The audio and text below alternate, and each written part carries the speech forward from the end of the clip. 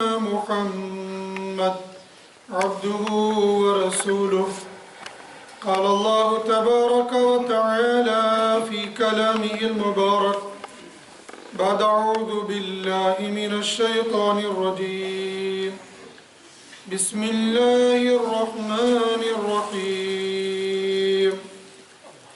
الله نور السماوات والأرض مثل نوره كمشكاة فيها مصباح المصباح في زجاجة الزجاجة كأنها كوكب دري يوقد من شجرة مباركة زيتونة لا شرقية ولا غربية يكاد زيتها يضيء ولو لم تمسسه نار نور على نور يهدي الله لنوره من يشاء ويضرب الله الأمثال للناس والله بكل شيء عليم.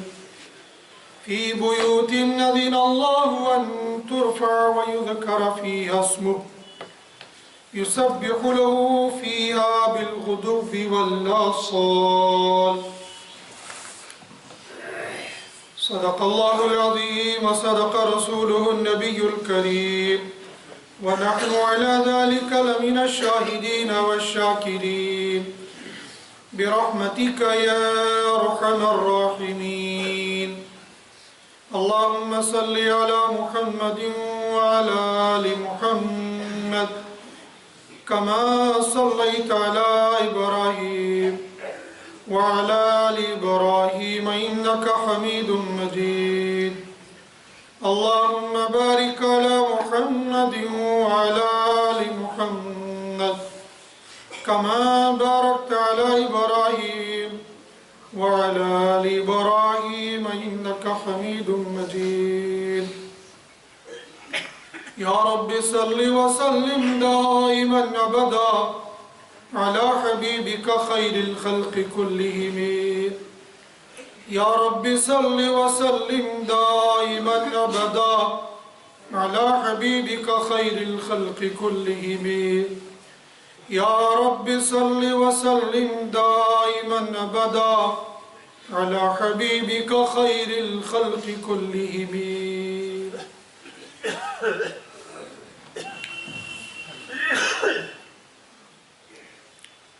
بھائیو، بزرگوں، دوستوں، میرے ہم سفر نوجوان ساتھیوں،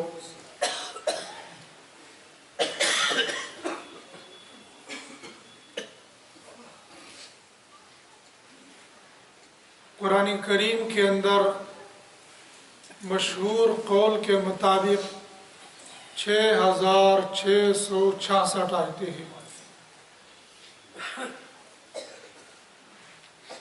ان آیات میں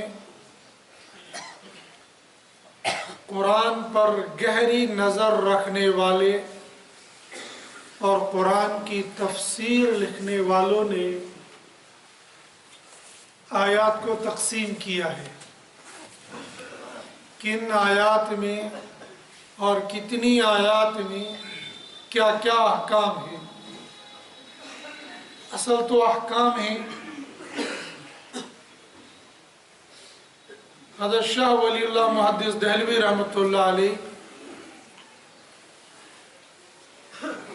جو ایشیا اور ایشیا میں تو کم سے کم ہندوستان، پاکستان، بنگلہ دیش، ان ممالک کے محدثین کے امام ہیں. ہندوستان، پاکستان، بنگلہ دیش میں جتنے مدارس ہیں ان مدارس میں احادیث مبارکہ کو پڑھانے والے جو محدث ہیں، جو شیخ الحدیث ہیں، ان تمام کی سند اور سلسلہ حضرت شاہ ولی اللہ محدث دہلوی نور اللہ مرقدہ سے جا کے ملتا ہے. अल्हम्दुलिल्लाह सुम्मा अल्हम्दुलिल्लाह,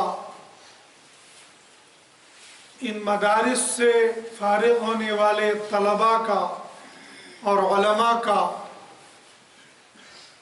कुरान और हदीस दोनों में एक सिलसिला जुड़ा हुआ है, जो उनसे लेकर इमामुल अंबिया महबूब किबरिया हज़रत मोहम्मद मुस्तफ़ा सल्लल्लाहु अलैहि वसल्लम तक जा पहुँचता है।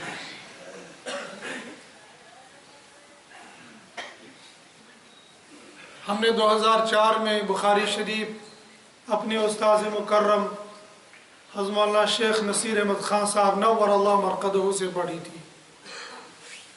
हज़रत शेख साहब से जितने लोगों ने हदीस पढ़ाई है, कई साल ग़ालिबन 25 या 30 साल तक शेख साहब ने दारुल उलूम देवबंद के अंदर बुखारी शरीफ पढ़ाई है।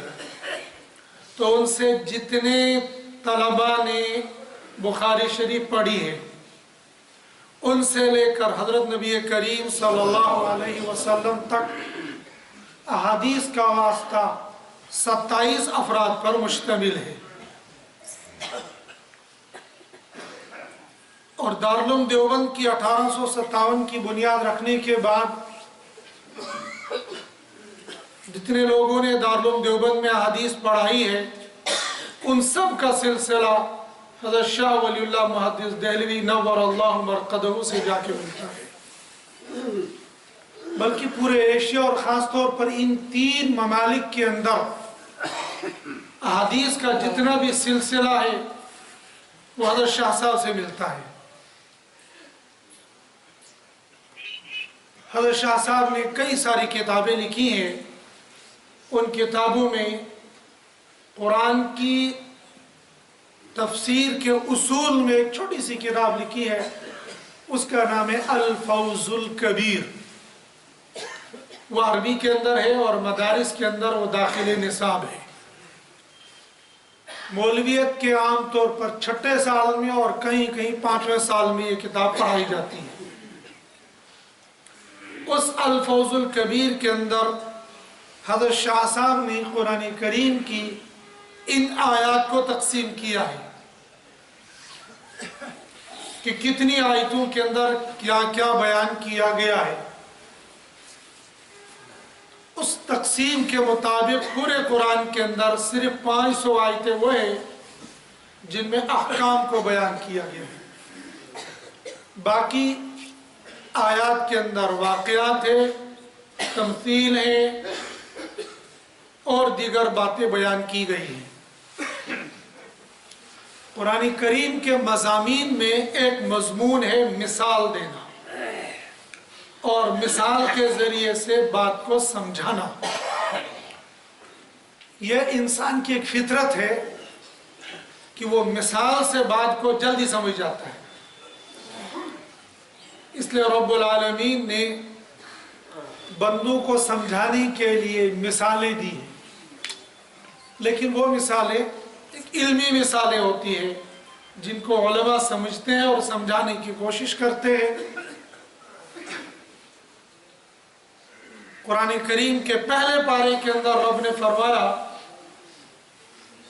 कि अल्लाह पाक मक्खी और मकड़े की भी मिसाल देते हैं और इस मिसाल को देने में अल्लाह शर्माते नहीं है, इसलिए कि अल्लाह ने बंदों को कुछ समझाना है तो समझाने के लिए वो मिसाल दी जाती है।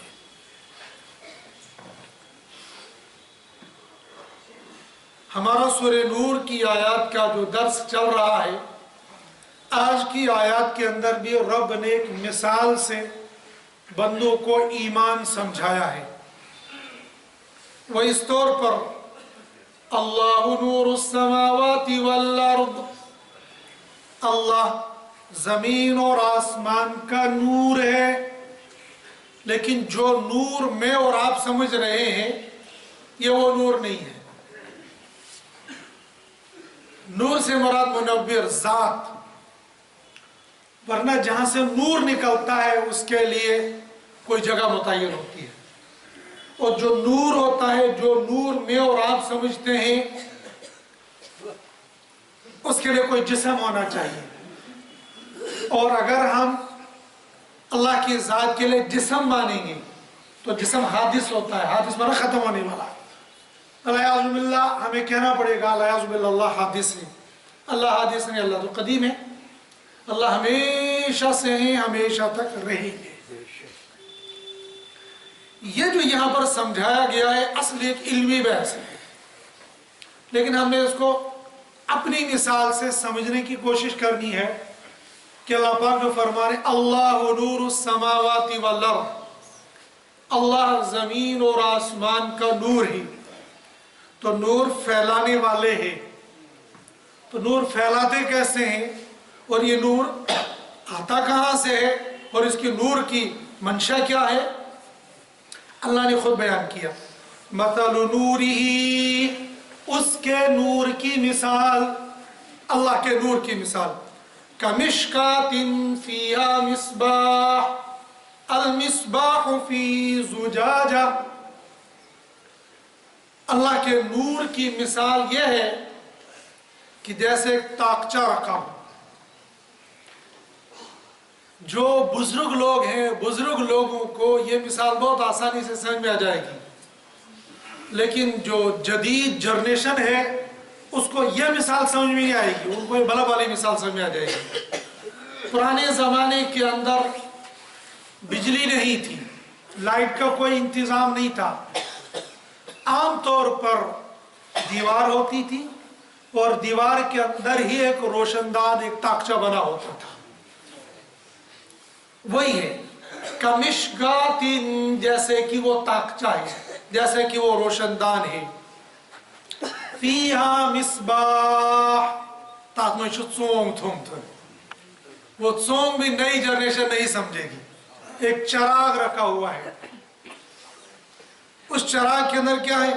المصباح فی زجاجہ، وہ چراغ اس تاقچے کے اندر رکھا ہوا ہے، الزجاجۃ کأنہا کوکب دری یوقد من شجرۃ مبارکۃ زیتونہ، وہ جو اندر چراغ رکھا ہوا اس چراغ کے اندر روشن ہونے کی ایک صلاحیت ہے، لیکن وہ روشن ہوتا ہے زیتون تیل سے۔ اب پرانے بزرگوں کو مثال سمجھ میں آ جائے گی کہ وہ جو تاقچہ دیوار کے اندر بنایا جاتا تھا، اس کے اندر وہ چونگ رکھا جاتا، وہ چراغ رکھا جاتا تھا، وہ چراغ ٹین کا ڈبہ بھی ہوتا تھا اور دیسی انداز میں وہ گھر کی بوتل رکھتے تھے، بوتل کے ڈھکن میں سوراخ کرنا اور اس میں کپڑا ڈال دینا، وہ اس بوتل کے اندر پھر مٹی کا تیل ڈالا جاتا تھا، اور وہ جو دھاگا یا جو کپڑا اس کے اندر ڈالا ہوا ہے، اوپر سے آگ لگی ہے اور نیچے سے وہ آہستہ آہستہ آہستہ اس میں تیل جل رہا ہے اور وہ روشن ہو رہا ہے۔ نئی جنریشن سمجھے گی گاڑی کا انجن، گاڑی کا انجن کہیں اور ہے اور تیل کی ٹنکی کہیں اور ہے، یہ تیل کی ٹنکی کے اندر تیل ڈالا جاتا ہے، پھر یہاں سے تھوڑا تھوڑا تھوڑا تھوڑا وہاں پہنچ رہا ہے اور وہاں ایک طرح کی آگ لگ رہی ہے، انجن گرم ہو رہا ہے، پھر وہاں سے چل رہا ہے۔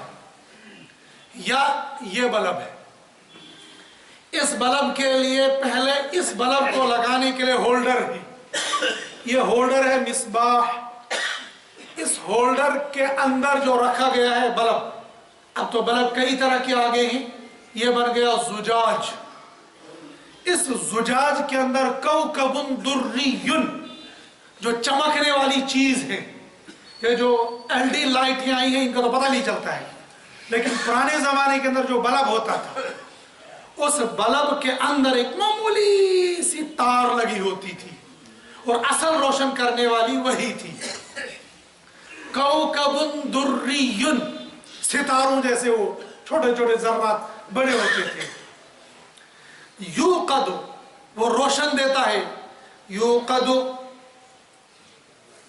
من شجرۃ مبارکۃ، وہ بابرکت درخت سے روشن ہو رہا ہے، اور وہ بابرکت درخت درخت کہہ کر پھر آگے اس کی تفصیل بھی قرآن نے خود ہی بیان کی، زیتونہ، زیتون کے درخت سے نکلنے والا تیل اس کے اندر ہے۔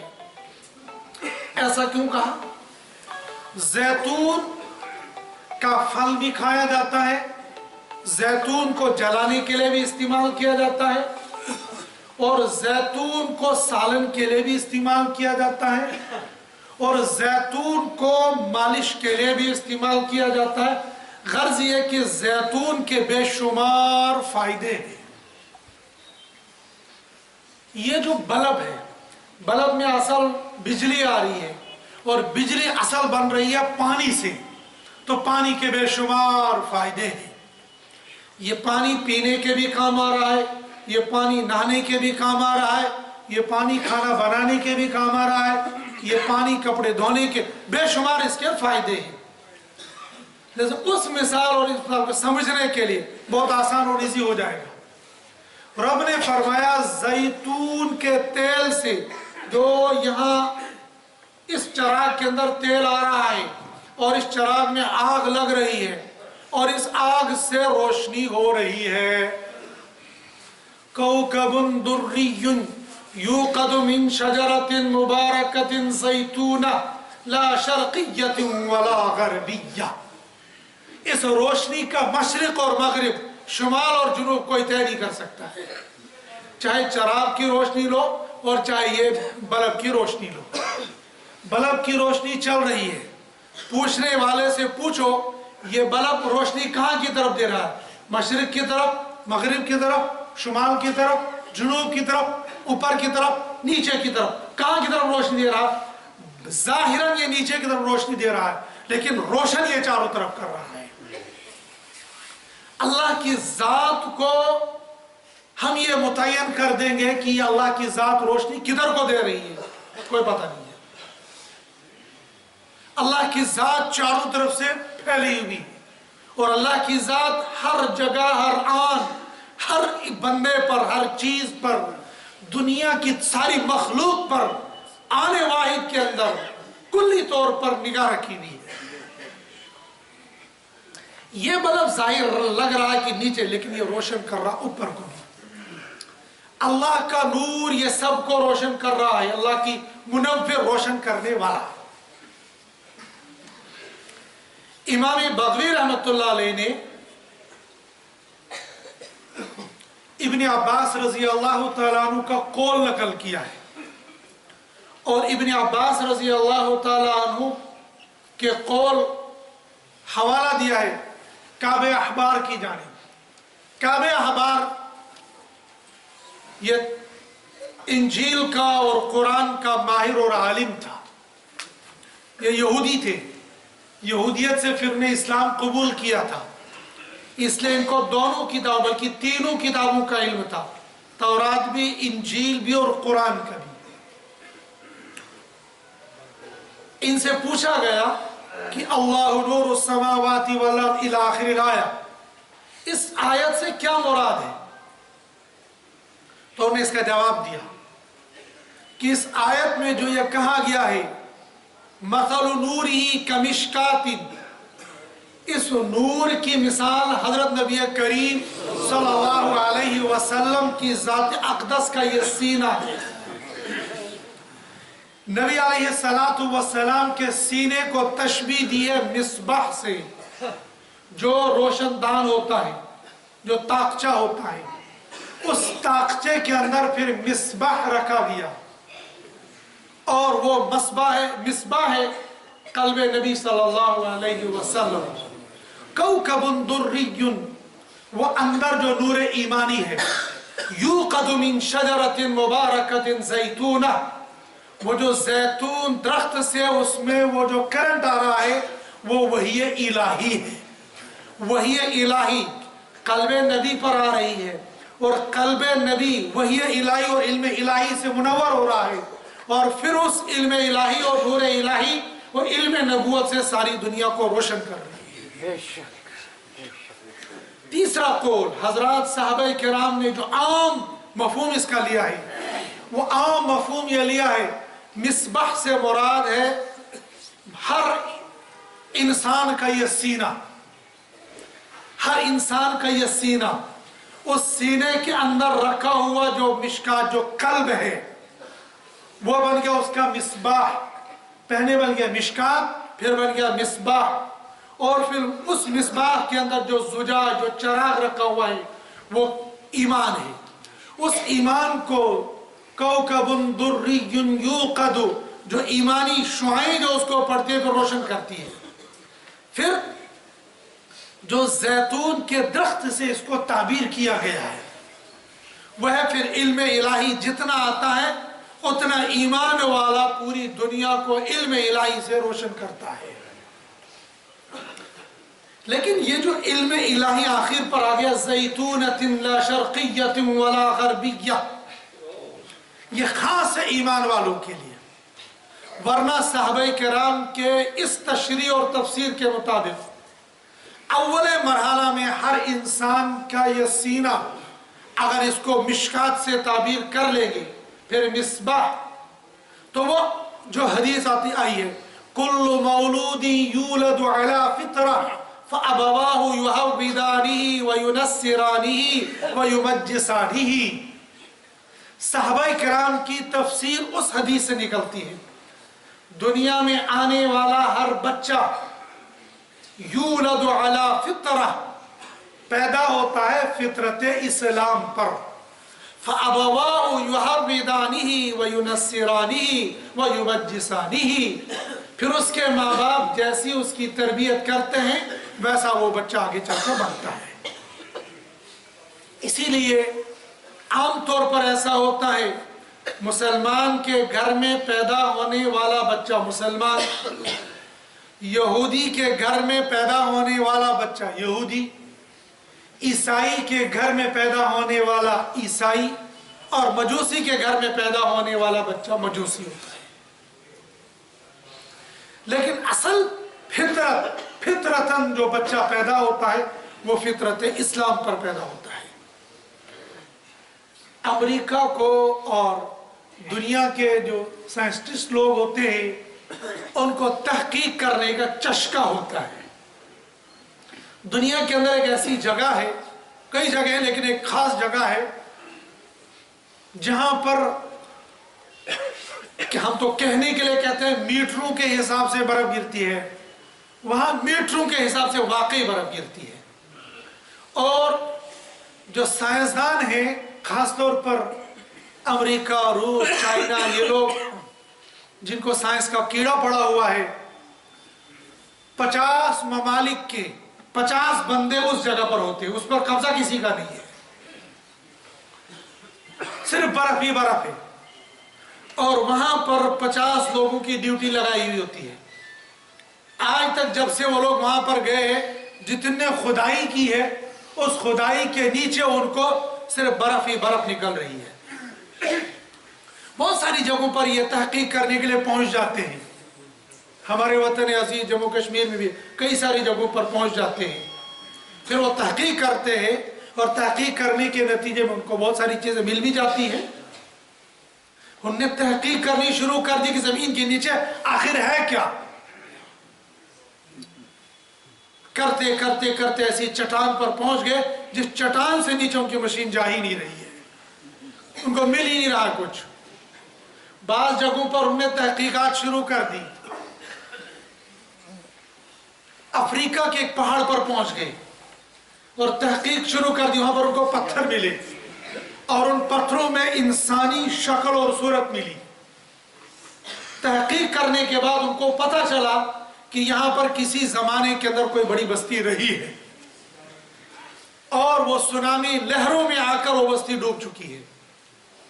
जैसे नई तहकीक अब जो चल रही है, नए जमाने की नई तहकीक में जो उन्हें सुनामी लहरों की जो पेशन गोई साइंसदानों ने की है, उन्होंने कहा जब पहली सुनामी लहर आएगी तो बंगाल डूब जाएगा, हिंदुस्तान आते आते बंबई डूब जाएगा, गुजरात डूब जाएगा, फिर यहां से कराची डूब जाएगा। उन्होंने अपनी एक तहकीक शुरू की है कि आने वाले दिनों के अंदर ये शहर डूब जाएंगे और ऐसे डूब जाएंगे, ऐसे डूब जाएंगे, उनका नामो निशान मिट जाएगा। बाद में आने वाले लोग یہ کہیں گے یہاں کبھی کوئی شہر رہا کرتا تھا. اور ایسا ممکن ہے؟ اس لیے ممکن ہے کہ ہم شہر والے جو لوگ ہوتے ہیں ان کو زیادہ پتہ نہیں ہوتا ہے. جو شہر میں پیدا ہوئے پلے بڑھے یہی رہے ان کو زیادہ دنیا کی معلومات نہیں ہوتی. ان کو وہ جو کتابی دنیا ہوتی ہے. ایک ہوتا ہے تجرباتی دنیا. تجرباتی دنیا میں جب آپ جنگلوں میں جائیں گے، جب آپ پہاڑوں میں جائیں گے، عجیب و غریب قسم کے پتھر ملیں گے، عجیب و غریب قسم کے درخت ملیں گے، عجیب و غریب قسم کی وہاں کی گھاس پھوس ملے گی، اور اس میں عجیب و غریب قسم کی جڑی بوٹیاں ملیں گی. اور ان جڑی بوٹیوں سے کتنے حکیم اور اطباء وہاں سے وہ دوائیاں استعمال کر لیتے ہیں اور دوائیاں بنا لیتے ہیں. تحقیق کرنے والوں کی اپنی ایک تحقیق ہوتی ہے. نئی تحقیق انہوں نے شروع کی ہے اور ایک لیبارٹری بنائی ہے. امریکہ کے اندر یہ لیبارٹری موجود ہے. ہسپتال بنایا ہے. اس ہسپتال کے اندر جیسے شہروں کے اندر قبریں قیمتاً لی جاتی ہیں بعض جگہوں پر اور بعض جگہوں پر فری ہوتی ہے، ایسے اس ہسپتال کے اندر فیزر سمجھ لو اس کو، وہ فیزر خریدا جاتا ہے. اور ابھی تک جب سے وہ لیبارٹری، جب سے انہوں نے ہسپتال بنایا، ابھی تک ان کے ہاں 30 مردے آ گئے ہیں. اور ان کا دعویٰ یہ ہے کہ 50 سال کے بعد یہ مردے اسی طریقے سے پیدا ہو جائیں گے، دوبارہ زندہ ہو جائیں گے. دوبارہ تو زندہ ہونا ہے. ان مردوں کو چاہے تم فریزر میں رکھو، چاہے قبر کے اندر رکھو، چاہے دریا کے اندر ڈبو دو، چاہے جلا دو، جو مرضی وہ کر لو، ایک نہ ایک دن ان کو زندہ ہونا ہے. اور پھر وہ کہیں گے من بعثنا من مرقدنا، کون ہے وہ جس نے ہم کو اپنی آرام گاہوں سے، اپنی قبروں سے جگایا ہے. هذا ما وعد الرحمن، یہ وہ دن ہے جس کا رحمان نے وعدہ کیا ہے. وصدق المرسلون، اور نبی کہتے تھے یہ زندگی پھر موت، اس کے بعد بعث بعد الموت، دوبارہ زندہ ہونا ہے. یہ وہ زندگی ہے. لیکن ان کا دعویٰ یہ ہے کہ 50 سال کے بعد کہ یہی لوگ دوبارہ زندہ ہو جائیں گے اور یہیں پر. پھر وہ اپنی اپنی تحقیق کرتے ہیں. اس تحقیق کے نتیجے میں کبھی کبھی وہ کامیاب ہو جاتے ہیں، لیکن اس دنیا کے اندر یہ مردہ بیائی اسی طریقے سے زندہ ہو جائے گا، یا یہ انسان مر گیا، مٹی ہو گیا، جلا دیا، راکھ ہو گیا، پانی میں ڈوب گیا، قبر کے اندر رکھ کر مٹی سے ریزہ ریزہ ہو گیا، پھر اسی انسان نے دوسرا جنم اس دنیا کے لیے لے لیا، یہ اسلامی عقیدے کے خلاف ہے. کبھی کبھی یوں ہی مذاقاً مسلمان بھی کہتا ہے پہلے جنم میں اور دوسرے جنم میں. مذاق بھی ایسا کرنا چاہیے جو شریعت میں منع نہ ہو. مذاق کرنے کی اجازت ہے، لیکن کبھی کبھی انسان مذاق کرتے کرتے ایمان سے نکل جاتا ہے. اس لیے اسلام نے مذاق اسلام نے گنجائش دی ہر چیز کے اندر. جب زندگی دنیا کے اندر رہنا ہے تو دنیا کے نظام کے ساتھ رہنے کے لیے اسلام نے اجازت دی ہے، لیکن کنڈیشنیں لگائی ہیں اور اس انسان کو بے لگام نہیں رکھا ہے. کیا کرتے ہیں؟ مثال ابھی پچھلے دنوں کچھ نوجوانوں نے خاص قسم کی ٹوپیاں پہن لی، خاص قسم کا لباس پہنا، خاص قسم کے گھروں کے اندر درخت لگائے، پھر اس میں لائٹیں لگائی. یہ ساری کی ساری اسلامی عقیدے کے منافی ہیں. گرچہ انہوں نے عقیدہ سمجھ کے ایسا نہیں کیا. لال ٹوپی لگانا، پھر اس میں بندر کی طرح پونچھ نکال کے رکھ لینا، یہ تو ویسے ہی انسانی فطرت کے خلاف ہے. انسان کو تو اللہ پاک نے سمارٹ پیدا کیا ہے، خوبصورت پیدا کیا ہے. احسن فی احسن تقویم، اس جیسی مخلوق تو دنیا کے اندر کوئی ہے ہی نہیں. اگر کوئی کالا سے کالا انسان ہے وہ بھی دنیا کی تمام مخلوقات سے خوبصورت ہے، حتیٰ کہ چاند سورج ستاروں سے بھی زیادہ خوبصورت ہے. تو اسلامی انسانی فطرت کے خلاف لباس پہن لینا یہ ویسے منع ہے، لیکن اسلام نے ہمیں لباس دیا ہے. اسلام نے سر ڈھکنے کے لیے ٹوپی دی ہے، امامہ دیا ہے، اس بدن کو چھپانے کے لیے ڈھیلا ڈھالا لباس استعمال کرنے کی اجازت نہیں، حکم دیا ہے۔ خُذُوا زِینَتَکُمْ عِنْدَ كُلِّ مَسْجِدٍ، اور اس لباس کے اندر اگر تمہارے پاس مال اور دولت ہے، اگر تمہارے پاس پیسہ ہے تو پھٹے پرانے پھٹیچر اور بخاریوں والے لباس پہننا تمہارے لیے اجازت نہیں ہے۔ اپنی حیثیت کے مطابق کپڑے پہنو، اپنی حیثیت کے مطابق جوتے پہنو، اپنی حیثیت کے مطابق لباس پہنو، اور اپنی حیثیت کے مطابق اپنی شکل اور صورت رکھو۔ یہ نہیں گندا پھٹا پرانا یہ کیا دبنا اسلام میں نا سادگی آنا سادگی چھے مگر مکرگی چھے نے کہتے نا تم ہفتے بار نہاؤ ہی نہیں اور ہفتے بار کپڑے بدلو گے نہیں اور بدنام کرو اسلام کو، تو اسلام بہت سادہ ہے۔ اور اسلام کی سادگی کے نام پر مسلمانوں کے معاشرے کے اندر انتہائی گندگی، مسلمانوں کے رفاع عام کے باتھ روم دیکھو تو انتہائی گندے، ہر مسجد کے ساتھ جتنے باتھ روم ہوں گے، ہر مسجد الا ماشاءاللہ، چاہے وہ شہر کی مسجدیں ہو اور چاہے دیہاتوں کی مسجدیں ہو، ساری دنیا کی بدبو ان باتھ روموں کے اندر ہوتی ہے۔ ان باتھ روموں کو صاف ستھرا رکھنا یہ واجب ہے، اور ان کو گندا رکھنا یہ حرام ہے۔ اور بعض نشیڑے ان باتھ روموں کے اندر جا کر نشے کر لیتے ہیں۔ پرانے زمانے کے اندر تو خالی بیڑی سگریٹ پیتے تھے، اب تو طرح طرح کے نشے بھی وہیں جا کر کرتے ہیں۔ خبیث عمل کو کرنے کے لیے خبیث جگہ کا انتخاب کرتے ہیں، اس لیے کہ نظیف آدمی نظیف جگہ پر زیادہ دیر بیٹھے گا۔ حضرات صحابہ کرام باتھ روم تب جاتے تھے جب بالکل پریشر ہوتا تھا، بغیر ضرورت کے گھنٹوں باتھ روموں کے اندر بیٹھنا، یہ بغیر بیماری کے حالتوں میں بیٹھنا اس کی اجازت نہیں ہے۔ لیکن نشیڑے بیٹھتے رہے، سوٹا لگاتے رہتے اور بیٹھے رہتے وہی، اور پھر جو دوسرا بندہ وہاں پر جاتا ہے، اب یہ نشیڑی نے جو نشہ کیا ہے، جب دوسرا نزیب بندہ جب یہاں گیا، اس کو کوفت ہوگی، اس کو تکلیف ہوگی، اور مسلمان کو تکلیف پہنچانا یہ حرام ہے۔ اس لیے رفاع عام کے باتھ روموں کو گندا رکھنا یہ حرام ہے۔ لیکن عجیب نظافت ہے اور عجیب مسلمانوں کا مزاج ہے۔ گھر کے جن کو اللہ نے وسعت دی ہے، باتھ روم ٹیپ ٹاپ ہوتے ہیں، ٹائلیں لگی ہوئی، ماربل لگا ہوا، چاہے پٹن کمرے تھی من پٹن مگر رکھیں گے صاف ستھرے، بہت اچھی بات ہے۔ باتھ روم صاف ستھرا ہونا چاہیے، اس لیے کہ مسلمان کو صرف صاف رہنے کا حکم نہیں ہے، مسلمان کو پاک رہنے کا حکم ہے۔ جو پاک رہے گا وہ صاف بھی رہے گا، اور جو صاف رہے گا وہ پاک رہے گا، ایسا کوئی ضروری نہیں ہے۔ کھڑا کھڑا پیشاب کر کے آتا ہے اور آدھا پیشاب کپڑوں میں آدھا زمین پر، یہ انسان ظاہر میں اس کا بوٹ سوٹ تو بہت اچھا ہے، لیکن یہ ناپاک ہے، یہ پاک نہیں ہے۔ اور مسلمان جب استنجا کرنے کے لیے جاتا ہے، مہذب طریقے سے استنجا کر کے آتا ہے، صاف بھی ہوتا ہے، پاک بھی ہوتا ہے۔ ہمیں پاکی بھی چاہیے، ہمیں صفائی بھی چاہیے۔ گھر کے اندر تو الحمدللہ بہت حد تک ہم صفائی ستھرائی رکھتے ہیں، لیکن جو رفاع عام جگہ ہے، ان رفاع عام جگہوں پر ہم صفائی کا اہتمام نہیں کرتے ہیں۔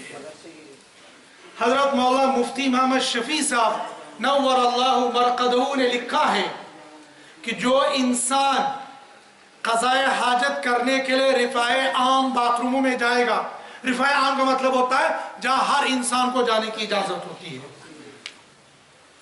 تو مسجدوں کے باتھ روم میں ہر بندے کو جانے کی اجازت ہوتی ہے۔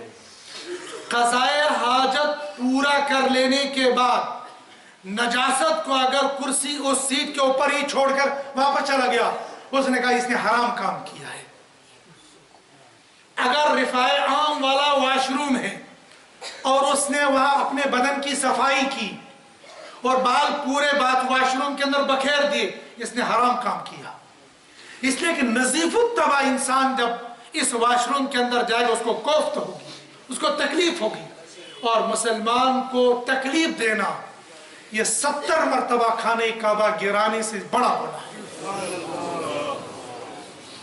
یہ ہر بندے کی ذمہ داری ہوتی ہے صفائی ستھرائی رکھنا، لیکن ہمارے یہاں اس کا بالکل رواج نہیں ہے۔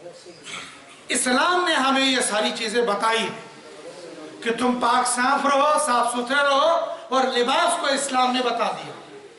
ऐसा बताया मुहद्दिसीन ने मुस्तकिल तौर पर हदीस की किताबों के अंदर एक उन्वान आता है, किताबुल लिबास। फिर हजरत नबी करीम सल्लल्लाहु अलैहि वसल्लम ने कुर्ता मुबारक कैसा पहना है, रंग उसका क्या है, हदीस के अंदर मौजूद है। उसके ये जो नाल होता है, नाल कालर या तिस्मनो, ये नाल कैसा होता है, ये भी मौजूद है। एक रिवायत के अंदर है आप अलैहिस्सलातु वस्सलाम के पास ऐसा कुर्ता भी था कि जिसका गिरेबान ये बीच गले में नहीं था बल्कि यहाँ साइड में था। इसलिए कभी कभार किसी बंदे का कुर्ता आप देखोगे उसने बटन यहाँ से लगाए होते हैं। हमारे माशरे के अंदर ये मारूफ नहीं है, इसलिए हम उसको मायूब भी समझते हैं या फैशन समझते हैं। लेकिन एक रिवायत ऐसे में कुर्ते यहाँ ये बटन यहाँ से लगे हुए थे। ये जो हमारा बाजू होता है इसमें बटन होना चाहिए या खुला होना चाहिए, ये भी किताब के अंदर मौजूद है। कलर आपने हमेशा कौन सा पहना है और किसको पसंद किया है, ये भी है।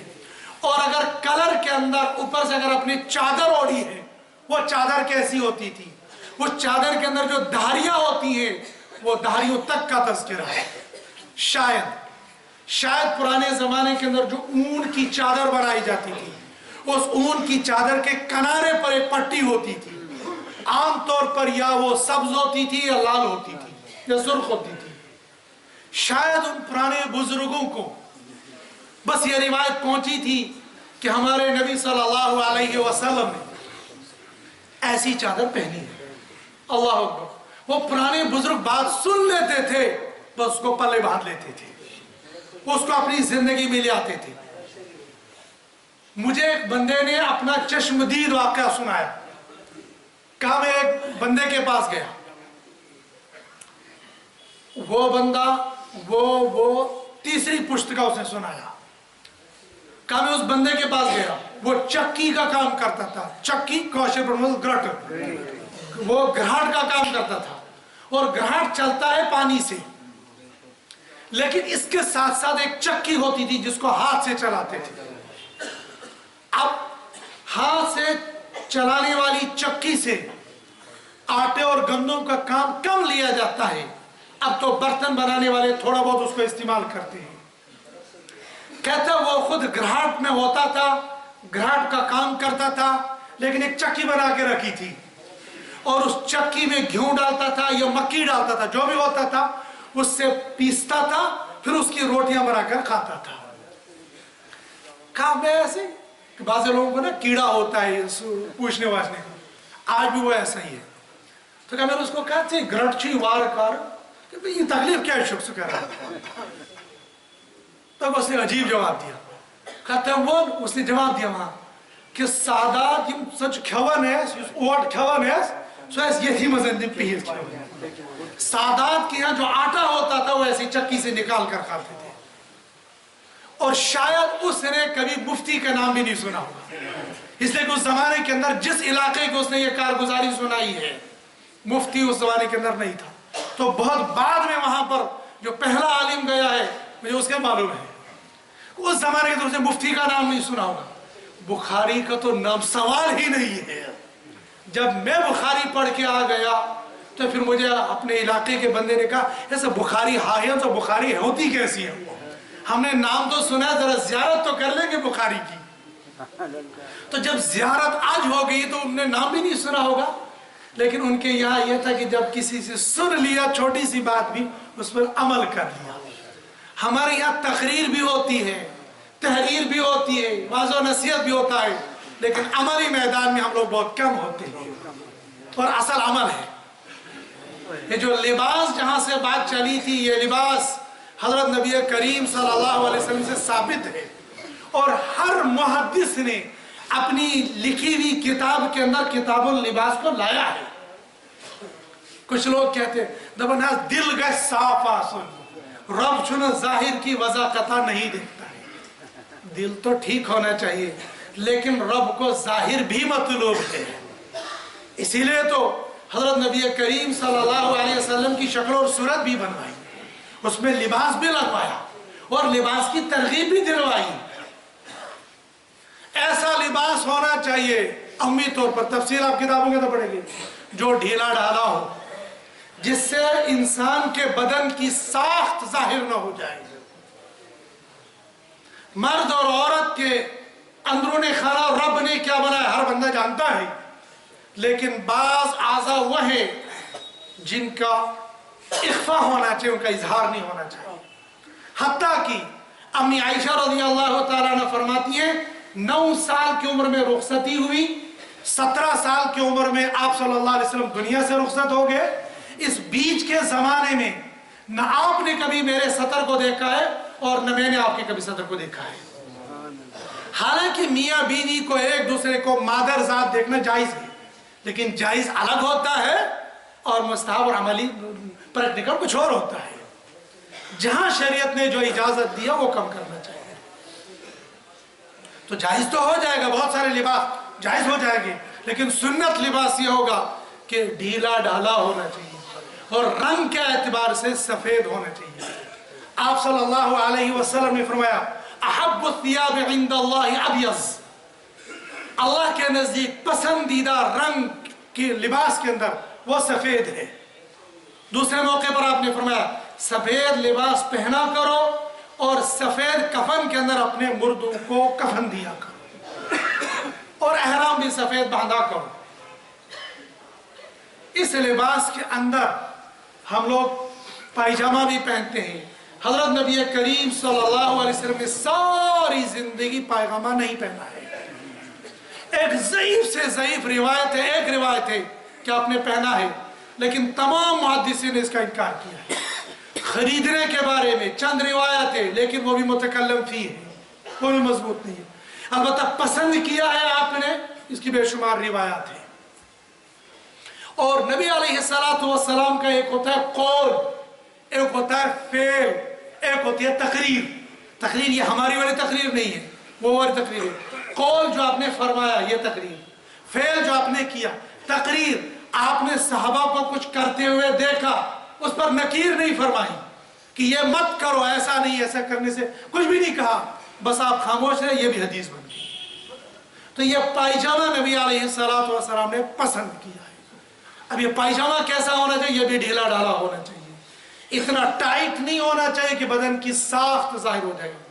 عورتوں کے لیے بھی اور مردوں کے لیے بھی ایسا ہی حکم ہے۔ عورت کو تو ویسے ہی برقعے کے اندر رہنا ہوتا ہے، پردے کے اندر رہنا ہوتا ہے، لیکن جب گھر کے اندر بھی رہے گی تو محرم مردوں کے سامنے بھی ایسا لباس نہیں پہننا چاہیے جس سے بدن کی ساخت ظاہر ہو جائے۔ ہمارے گھروں میں پلنے والی ہماری بیٹیاں اور ہماری بہنیں کھلے عام کس لباس میں چل رہی ہے؟ سراسر شریعت کے خلاف ہے یہ لباس۔ عام طور پر جو ہماری بچیاں لباس پہنتی ہے، بچیوں یہ دنیا چند دن چلنے والی ہے۔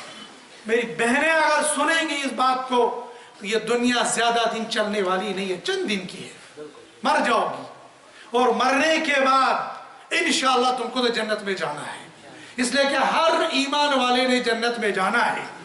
اور وہاں پر خاتون جنت حضرت فاطمہ رضی اللہ تعالی عنہ نے اگر تم سے پوچھا کہ میں نے مرتے مرتے یہ وصیت کی تھی اگر میری موت دن میں آ جائے جنازہ پھر بھی رات کو اٹھانا تاکہ کسی غیر محرم کی نگاہ نہ پڑے گا، میں تو اپنے جنازے پر غیر محرم کی نگاہ برداشت نہیں کرتی تھی، تم ننگے پھرتی تو تم کیسے برداشت کرتی تھی؟ کیا جواب دو گی؟ یہاں دنیا کے اندر آپ کے پیر صاحب کی بیوی، آپ کے استاد صاحب کی بیوی یا کوئی نیک خاتون آپ سے یہ پوچھے گی تمہیں گوارا نہیں آتا ہے، وہاں تو امام الانبیاء کی بیٹی پوچھے گی، کیا جواب دو گی؟ مردوں کے لیے بھی عورتوں کے لیے بھی یہ متعین ہے کہ تم کو پہننا کیا ہے اور پہننا کیسے ہے۔ ہم کہیں سے کہیں اور پہنچ گئے، انشاءاللہ آئندہ جمعہ کو ان سے یہاں سے آگے نکلیں گے، وقت ہو گیا ہے۔ اللہ پاک مجھے اور آپ کو قرآن اور سنت کے مطابق زندگی گزارنے کی توفیق نصیب فرمائے۔ وآخر الدعوانا الحمدللہ رب العالمین۔